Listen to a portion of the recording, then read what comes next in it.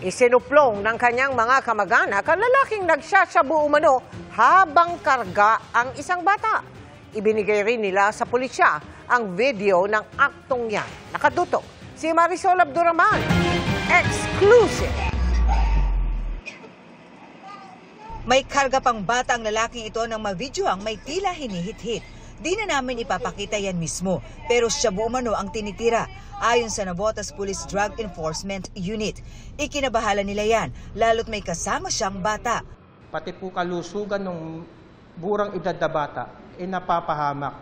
Matitake po ng bata yun dahil yung usok, halos maliit lang din po yung lugar . Maririnig sa video, naggalit siyang sinasabihan ng isang babae, pero di napigil ang lalaking tila naghamon pa. Oh, black, oh. Oh, ano daw oh? Ang block na tinutukoy ay ang police substation na nakakasakop sa kanilang lugar. Ang videong ito, ibinigay sa pulisya ng mismong kaanak ng suspect.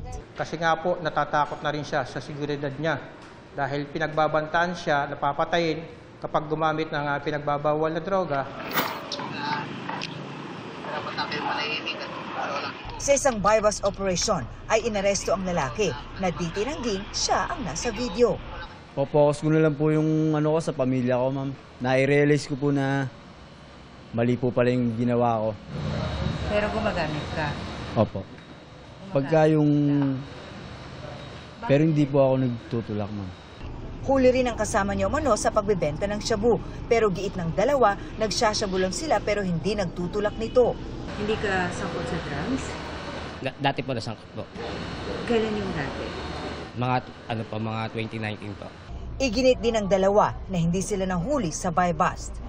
Karapatan din naman po nila yun, ma'am. At kumbaga, sa korte na lang din po nila yung allegation niya. Para sa GMA Integrated News, Marisol Abduraman. Nakatuto, 24 oras.